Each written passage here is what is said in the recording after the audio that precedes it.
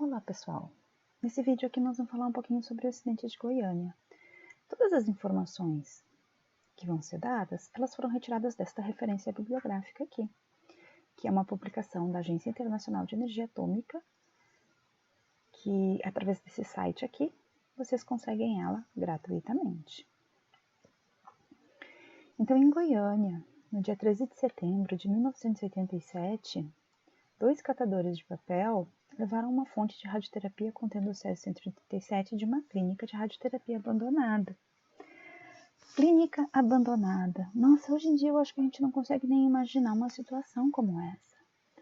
O que acontece é que nessa época, 1987, a legislação brasileira ela era um pouco carente em termos de informações do que se fazer com uma fonte depois dela ser utilizada, depois dela já não servir mais.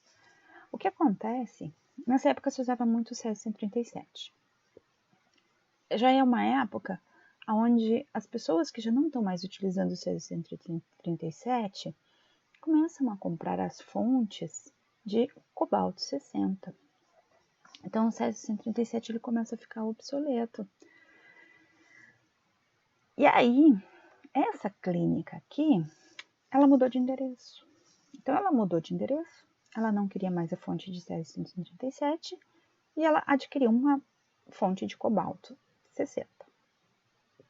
Então o que ela vai fazer com essa fonte de césio-137?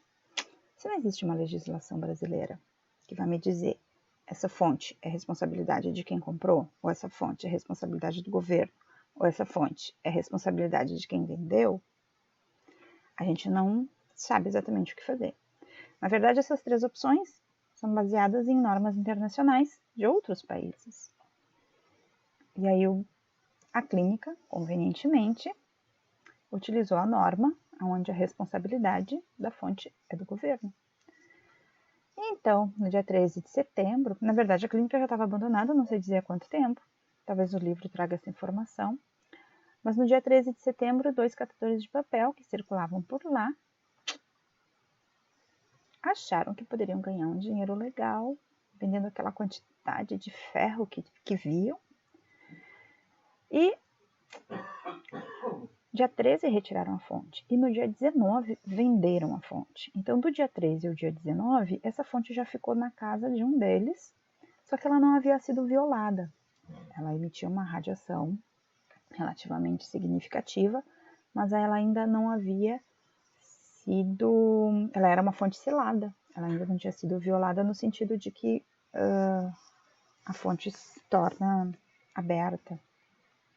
Na verdade, existe um pó de césio dentro da fonte, num cilindro pequenininho, que eu acho que eu trago as dimensões dele, num cilindro metálico, de 3,6 centímetros de diâmetro por 3 centímetros de altura. Super. E tudo isso envolto em chumbo, devia ter uns 300 quilos de chumbo. E aí vem então a estrutura do cabeçote.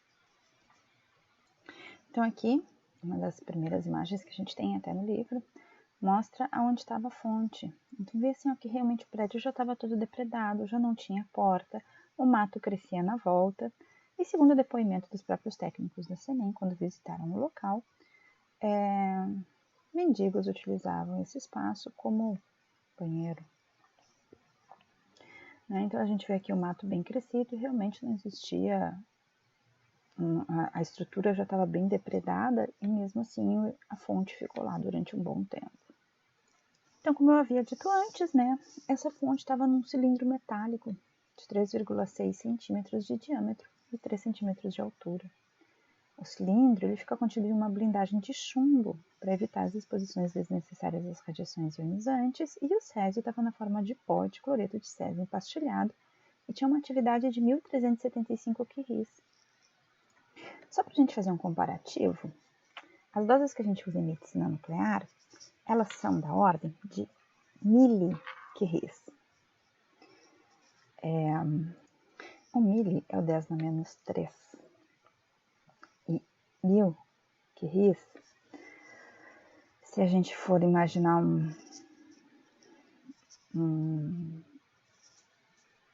em alguns exames a gente trabalha com 5, 10 milicuries na medicina nuclear, é uma diferença de 10/6 em termos dessa grandeza. Então, no dia 29 de setembro, a Comissão Nacional de Energia Nuclear foi avisada do acidente. E no dia 1º de outubro de 1987, saiu no noticiário. Né? Então, os brasileiros tomaram conhecimento do acidente relativo a Goiânia. Existem vários filmes e documentários que vão contar toda a história até a SEMEN chegar. Na verdade, então, os catadores, eles pegaram o material no dia 13 de setembro, no dia 19 eles vendem para um ferro velho, e a pessoa responsável por esse ferro velho desmantela, né? Desmonta esse material, esse cabeçote, e aí ele chega na fonte. E quando ele chega na fonte, ele vê um pozinho azul brilhante, que é o Césio-137, e ele entra em contato direto com esse material. E aí vai ter uma sequência de eventos onde algumas pessoas vão passar mal, vão achar que é relacionado à alimentação, porque os primeiros sintomas que eles começam a ter é em relação a enjoos e vômitos. E aí eles procuram hospitais e coisas assim, como se estivessem tratando problemas gástricos. Mas, um dia, a esposa do Devair, dono desse ferro velho, pega essa fonte e leva na vigilância sanitária. E quando leva na vigilância sanitária, ela diz pro cara que aquilo lá tá matando a família e que foi tirado de uma santa casa, de alguma região hospitalar. E aí a pessoa que está responsável na vigilância sanitária dá um passo para trás, pega o telefone, liga para um físico e diz assim: eu acho que tem um material radioativo aqui, tu pode trazer um Geiger? E o físico, então, pega um Geiger, coloca dentro do carro, liga o Geiger e vai para a vigilância sanitária. Ele está a umas 2 quadras da vigilância sanitária e o Geiger começa a apitar. E ele diz: opa, o Geiger está com defeito. Volta na empresa, pega outro Geiger, testa o Geiger, vai com os 2 Geigers ligados no mesmo ponto, nas 2 quadras, o Geiger apita. Ele diz: opa, a coisa tá feia. E aí, então, ele entra em contato com o cara da vigilância sanitária, diz para esvaziar o local, sair todo mundo de perto, e ele avisa a Comissão Nacional de Energia Nuclear, então. A Comissão Nacional de Energia Nuclear vai até o local, constata que realmente é um material radioativo, e aí vão começar as investigações e o chamado plano de emergência para a contenção desse material radioativo. Então, o plano de emergência, ele vai ter início na madrugada do dia 30 de setembro, depois da confirmação da suspeita desse acidente radioativo pelo diretor e por 2 técnicos da Comissão Nacional de Energia Nuclear, que foram até Goiânia verificar o telefonema do físico. 10 pacientes foram removidos para o Hospital Naval Marcílio Dias do Rio de Janeiro entre o dia 1º e 3 de outubro de 1987. Eles foram para o Hospital Naval Marcílio Dias do Rio de Janeiro porque é o único hospital na época que tinha alguma experiência com radioacidentados por causa da usina nuclear de Angra dos Reis. Então, na usina nuclear de Angra dos Reis já se tinha alguma experiência, né, com acidentes envolvendo material radioativo, então os pacientes foram para lá. Obviamente que para o atendimento dos radioacidentados, né, usar só o equipamento que nem utilizado em bloco cirúrgico, às vezes não é suficiente. Aqui, a pessoa está com um dosímetro, mas ele precisa proteger as mãos, por isso essa questão das luvas, e é necessário também, qualquer toque que venha ter com o paciente, ou qualquer fluido que seja expelido pelo paciente, seja através da própria respiração, tosse, espirros, pode contaminar os braços e o pescoço do médico. Então, eles vão precisar usar essa proteção plástica, porque daí evita a contaminação. A gente já viu a diferença entre irradiação e contaminação. A irradiação vai acabar acontecendo, por isso a importância do uso do dosímetro pessoal.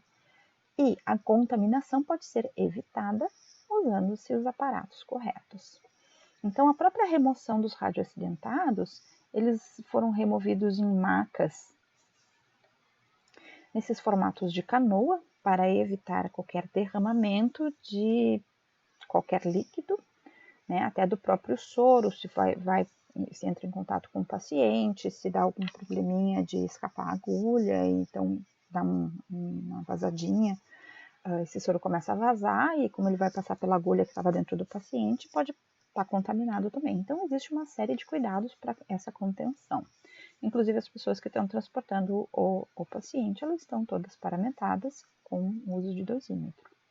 Tá? Aqui a gente tem outra imagem dessa remoção. Claro que se o acidente foi de proporção, e aí então a CNEM, a Comissão Nacional de Energia Nuclear, ela vai fazer uma investigação e vai fazer uma entrevista com os radioacidentados, principalmente os 2 catadores que tiraram uma fonte do local e venderam no ferro velho. Então existem filmes que contam toda a história, toda a trajetória dessa fonte, inclusive o Devair, que era o responsável pelo ferro velho, ele fica tão fascinado com essa fonte, ele acha assim que ele foi premiado com um pedacinho azul do céu, e ele chega a distribuir essa fonte. Então, claro, a fonte ela está em pó, mas em pó ela forma pedrinhas de pó também. Então ele pega uma dessas pedrinhas e dá para um amigo que coloca no bolso da calça. E ele mostra para as pessoas, inclusive ele vai emprestar essa fonte para o compadre dele, que vai levar para casa, que vai botar na porta de casa de noite, aí tem aquele brilho azul. E aí ele pega a filha desse senhor, vai manipular esse material radioativo. A esposa dele ele vai colocar na esposa o material radioativo em volta do pescoço como se fosse um colar de brilhantes. E depois ele recolhe esse material que estava no chão, devolve para o Devair. Mas a menina, com a mão contaminada, comeu um ovo. Tem alguns relatos que diz que ela comeu um ovo, tem outros relatos que diz que ela comeu um pedaço de pão. Mas ela ingere um alimento com a mão contaminada e ela leva esse Césio-137 para dentro do estômago. Ela vai ser uma das vítimas. Ela vai ser uma das 4 vítimas desse acidente. Então, no dia 30 de setembro a 20 de dezembro de 1987, os técnicos da Comissão Nacional vão monitorar 112.800 pessoas. Menos de 1.000 pessoas não foram contaminadas, dessas que eles fizeram o monitoramento. Apenas irradiadas com exposições acima da radiação natural. E 97 delas foram expostas com doses de 0,2 a 10 miligramas. 249 pessoas foram contaminadas, das quais 49 chegaram a ser internadas. E dessas 49, 21 tiveram tratamento médico intensivo, 10 ficaram em estado grave e apenas 4 óbitos na época. Então aqui eles foram para o estádio olímpico da cidade e a população, conforme ia passando, ela era convidada a ser monitorada. Aqui então ele está com um Geiger Miller e ele vai passar o Geiger Miller nas roupas, nas mãos, aqui próximo, né? Não vai ter contato direto, mas bem próximo, vai monitorar todas as pessoas, principalmente a relação dos calçados, né? Que as pessoas vão caminhar e podem estar levando esse material radioativo junto. Algumas casas e barracos foram destruídos e removidos com toda a vestimenta e mobília existente dentro dessas casas. E os solos dos focos de contaminação também foram removidos. Então foi um trabalho que durou alguns meses, porque teve toda a demolição do ferro velho. Na verdade, essa fonte radioativa ela acabou indo para outros ferros velhos. Vai ter um momento que a esposa do Devair, Maria Gabriela, ela vai olhar, vai achar que aquela fonte está matando a família dela, está deixando a família doente. E ela, num dos carregamentos que está saindo do ferro velho, então ela aproveita e coloca aquele material no carregamento. O Devair fica enlouquecido, porque ele tinha falado de vender, mas aí a Maria Gabriela se fez de louca, pegou e botou junto com o carregamento, e aí isso foi parar em outro ferro velho. Então aqui também a monitoração de telhados, conforme os níveis de radiação encontrados, o telhado vai ter que ser removido. Um dos relatos que tem do pessoal da Comissão Nacional de Energia Nuclear é que logo que teve o acidente, então, algumas pessoas foram de avião para começar a implantar esse plano de emergência. Mas muitos equipamentos eles foram de carro do Rio de Janeiro a Goiânia. E quando eles estavam passando na estrada, eles viajaram com alguns equipamentos ligados, testando alguns equipamentos. E quando eles passam por um caminhão na estrada, os equipamentos são acionados, né? Na verdade, o Geiger ele tem também uma emissão sonora na presença de material radioativo. E aí um dos Geigers apitou, eles deram meia volta, foram atrás do caminhão, pararam o caminhão vinha de Goiânia e ele carregava papel para reciclagem. E o caminhão teve que voltar para Goiânia porque ele estava com material radioativo, né? E os próprios equipamentos, né, que foram utilizados para remoção do solo, para demolição das casas, das estruturas do ferro velho, os próprios equipamentos, depois eles tinham que ser monitorados também, porque se eles entraram em terreno contaminado, eles poderiam estar contaminados. E isso poderia trazer contaminação para o pessoal que estava trabalhando. Então aqui já é o terreno praticamente limpo, ó. Foi removido inclusive uma boa parcela do solo e depois tudo isso aqui foi concretado. Por quê? O material radioativo no solo, com a chuva, ele pode penetrar e acabar contaminando lençóis freáticos da região. Então, precisou ser removido uma parte do solo, que já teria sido penetrado por esse material radioativo, e ele foi concretado. Esse aqui até, na verdade, ó, é o segundo ferro velho. Como eu falei para vocês, a Maria Gabriela, esposa do Devair, num dos carregamentos que está levando o material de um ferro velho para o outro, ela manda a fonte. Então, essa fonte ela vai passear pela cidade, ela vai contaminar boa parte da cidade. Então, vão ser 3 ferros velhos, né? Que o caminhão, então, ele vai para um segundo e um terceiro ferro velho, levando esse material radioativo. Vão ser 3 ferros velhos que vão ter que ser analisados, que vão ser monitorados e vão ter algumas coisas que vão ser removidas. Né? Então, foi um trabalho bem cuidadoso também, até para esses profissionais que estavam fazendo esse desmantelamento dessas estruturas. Eles usavam um dosímetro, inclusive um dos dosímetros que eles usavam era um dosímetro de caneta para fazer o registro imediato, porque esses dosímetros de lapela, que nem foi mostrado aquele daquele médico em uma das imagens anteriores, são dosímetros cuja leitura vão ser feitas por um laboratório credenciado, e a própria Comissão Nacional de Energia Nuclear, na época, era quem credenciava, né, quem fazia esse monitoramento em hospitais e clínicas, que trabalhavam já com raio-x, com radioterapia, com medicina nuclear. Então, esses monitores eles são projetados para serem usados durante um certo período de tempo, 30 dias, um mês, e depois eles são submetidos a uma leitura. Então, a gente não tem uma leitura na hora. E eles precisavam saber exatamente qual era a exposição que eles estavam tendo, porque a gente tem limites de exposição para corpo inteiro, para indivíduos do público e trabalhadores. E aqui na condição de trabalhadores, poderia acontecer de um trabalhador executar um serviço, receber uma dose máxima e ter que ser, então, afastado, ter que parar de trabalhar nessa área de radiações.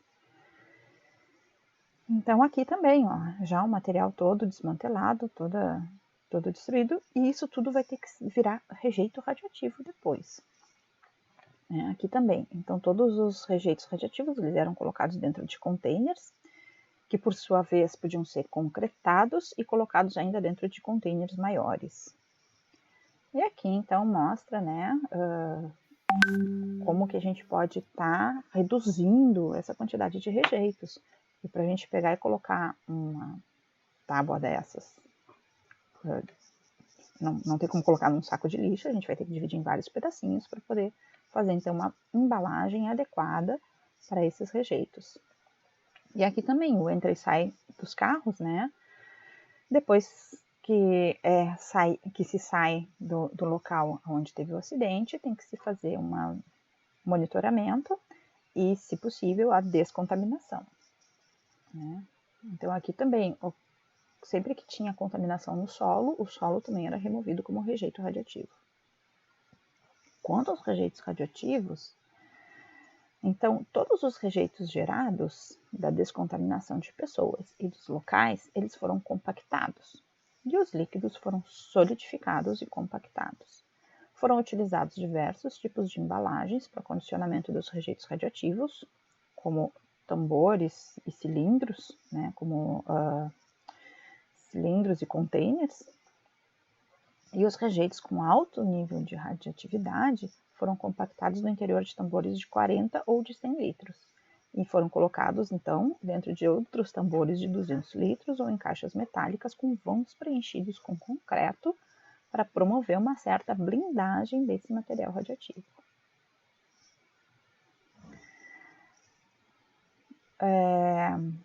Eles enfrentaram um problema de chuva. Nessa época, em Goiânia, um calor bem intenso, então o material radioativo ele evapora e com a chuva ele cai e aí ele contamina boa parte da cidade. E o volume total de rejeitos foi de 3.461 metros cúbicos. Eles construíram 6 bases para acondicionar esses rejeitos, mas mesmo assim foi gerado muito mais rejeito do que o esperado. Na verdade, tiveram 1.400 caixas metálicas de 1,7 metros cúbicos, 3.800 tambores de 200 litros, 10 contêineres marítimos de 32 metros cúbicos cada e 6 embalagens especiais construídas em concreto armado com parede de 20 centímetros de espessura. Esse aqui são, então, essas embalagens de concreto armado, são essas aqui. E ali todo o rejeito, né, o que não coube dentro desse concreto, ficou sobre esse concreto. Na verdade, parece uma cidade, a quantidade de rejeitos radioativos que foram gerados. Esses rejeitos foram acondicionados na cidade de Abadia, a 30 quilômetros de Goiânia. E o lado ruim do acidente, a parte mais triste, é em relação aos efeitos biológicos. Então, aqui, cronologicamente mostrando, no dia 13 de setembro, um dos catadores de papel teve vômito e concluiu que seria devido à sua alimentação. Comeu manga com coco, passou mal e foi para o hospital. No dia 15 de setembro, ele procura assistência médica porque ele tem queimaduras. Na verdade, ele começa a coçar e está vermelha a mão dele. Primeiro ele pensa que é alguma alergia. E aí eu acho que a mãe dele olha e diz, eu acho que tu te queimou. E aí então ele vai procurar assistência médica por queimaduras, mas ele desconhece de onde sejam essas queimaduras. Dia 23 de setembro, foi internado no Hospital de Santa Rita e lá ele ficou por 4 dias até ser removido para o Hospital de Doenças Tropicais. Lembrando que dia 23 de setembro ainda não se havia o conhecimento do acidente radioativo que estava acontecendo. Então aqui tem uma imagem, né, da descamação da pele, a perda de epiderme. E aqui também, as queimaduras, resultado dessas queimaduras, essa parte preta já é tecido que está ficando necrosado. Na verdade, o que acontece é que um desses catadores ele vai acabar tendo seu braço amputado. No dia 13 de setembro, o outro catador também apresentou vômito e no dia 14 de outubro ele teve, então, o braço amputado. Que mostra uma imagem dele e todas essas queimaduras aqui ao longo do corpo é porque eles carregaram a fonte. A fonte era muito pesada, então eles não tinham como carregar em 2 pessoas, mas eles precisaram colocar essa fonte, eles colocaram num carrinho de mão. E aí com o carrinho de mão eles carregaram até a casa de um deles e lá ficou até ser vendido para o ferro velho. Uma das vítimas da contaminação teve a pedra amputada porque recebeu uma pastilha de cloreto de césio e guardou no bolso da calça. Eu comentei antes com vocês que o Devair deu para um amigo dele. Cara, eu vou te dar um pedacinho azul do céu. Ele pega aquela pedrinha e coloca no bolso. Então, primeiro ele começa a apresentar essa queimadura de pele, né? Aqui a gente já consegue ver até a fibra muscular. Então aqui a pele ela já está bem queimada, né? Essa foto aqui é do dia 30 de 12 de 87.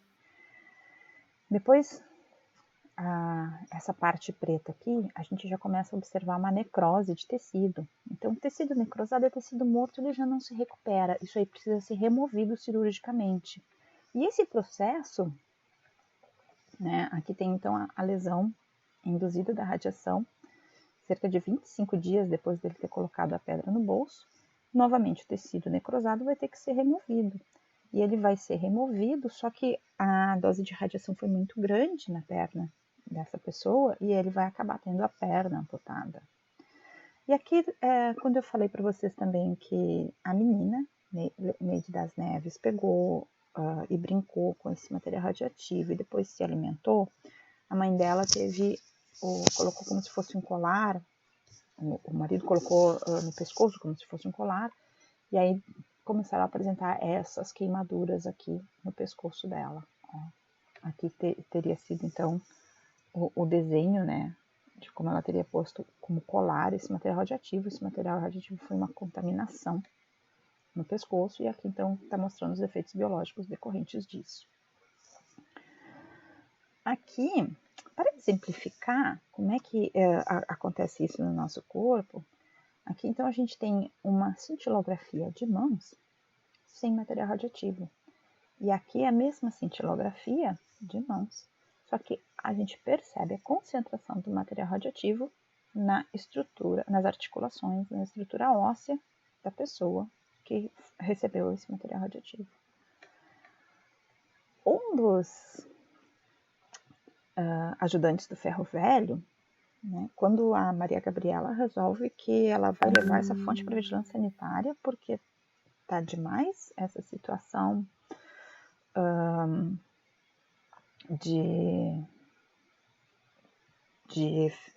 ela percebe esses efeitos, ela sabe, ela tem um cachorro que fica próximo da fonte e perde uma parte do pelo, morre um passarinho que ela tem na gaiola, que também ficava próximo da fonte, e aí ela começa a ficar cismada com aquilo, e esse rapaz, ele bota a fonte no ombro, só que daí já não é mais o chumbo que está em volta da fonte, ele pega o cilindro, né? Ele carrega o cilindro está em outro invólucro, e ele carrega o cilindro no ombro, entra no ônibus, coloca o cilindro no chão, próximo aos pés.